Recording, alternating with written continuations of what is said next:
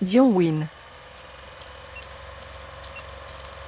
Hi everyone, welcome back. Milk for the very first time, and today I'm very excited to be talking about a really interesting film that a lot of you may like, and that is Prano Bailey Bond's directorial debut, Censor. I have been lucky enough to see this at Sundance and Berlin already, but I cannot wait to go and see this with an actual audience in the cinema this June. Prano Bailey Bond is from Aberystwyth, so gotta support my fellow Cymros and Cymraises in any way I can, but that is not the main reason I love this film, because it discusses video nasties. Video nasties have been something that has been etched within my essence for many years. Even in uni, I was buying really shit DVDs and just watching all-out gore that was sometimes cut and censored quite heavily.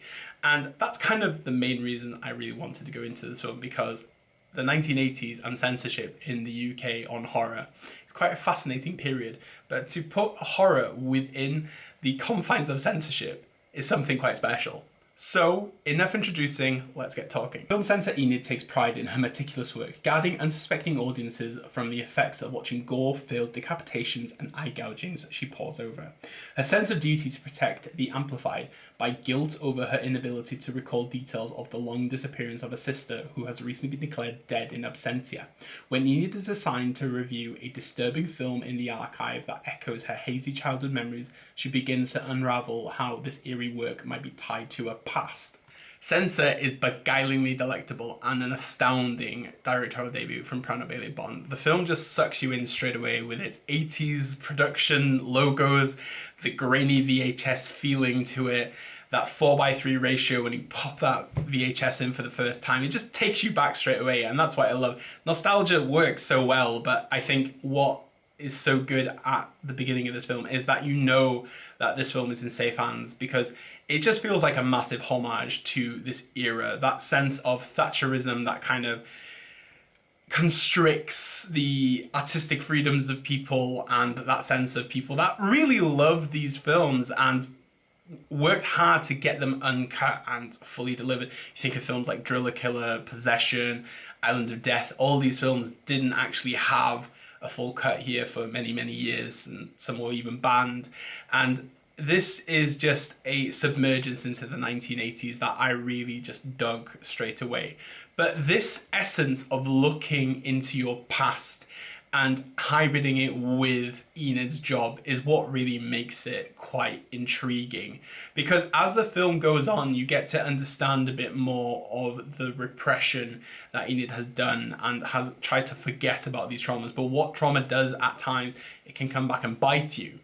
And that's the real fear in this film, is that sense of trying to forget, but that forgetfulness doesn't always work out for you. And as we see Enid going through these videotapes, and as this tape unravels, something opens up. And what this Pandora's box does then is kind of bridges reality with your nightmares. And at times you don't even know if it's real or not, and that's a lot of credit to Prano Bailey Bond and the way that she has executed this film. That sense of not knowing what reality is, and that's what our nightmares do to us. We don't actually know if we're in them or not. I have a couple of reoccurring nightmares that I have that almost feel real, and the reality and the sense of trying to understand what has happened in your past is something that I find to be so compelling. As this haunting odyssey of the subconscious continues, it really etches so much fear, and it has these nice jump moments that don't necessarily feel like they're put there for the sake of it. Everything has a reason, I think, and in many ways you have to actually go back and revisit this film a couple of times to maybe get the full scale of the message of it. And everybody's message might be different, but I really loved everything about the way it looks, the way the narrative is continuously intriguing and you don't necessarily know where it's going. And I have to give so much praise to Niamh Algar, because her performance as Enid is so crucial to understanding this film.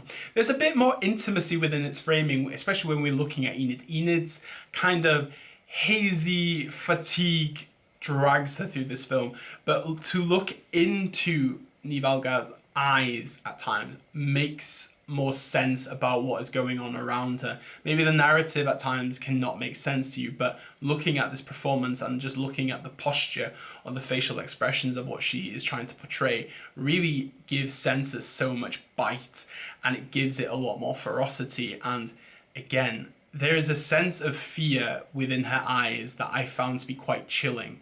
And again, I cannot wait to see this on a bigger screen. Censor is full of the classic horror tropes, but it really blends itself into something quite modern, and it's a beautiful homage to the video nasty. Between this and The Scary of 61st, there are two very strong films that really delve deeper into the grittier side of what horror used to be, but also it gives it a bit more of a refreshing look at life today.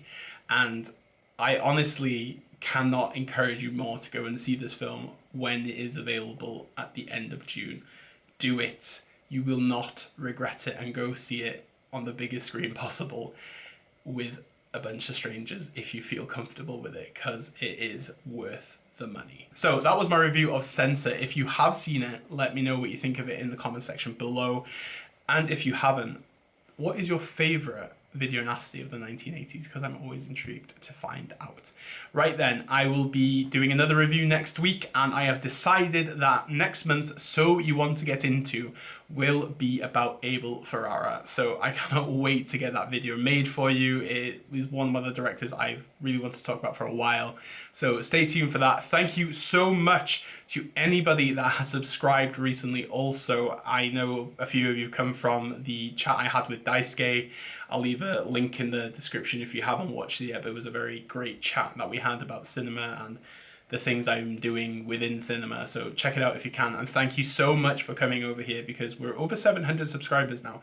Again, didn't expect 700 at all, but thank you much. Thank you much. Thank you very, very, very much. And as we normally say on this channel, Dios, danke, obrigado, merci beaucoup, arigato, dankeschön, bitteschön, all the shuns, and obviously never change. And make sure you go see Censor next month, because it's totally worth it. Bye.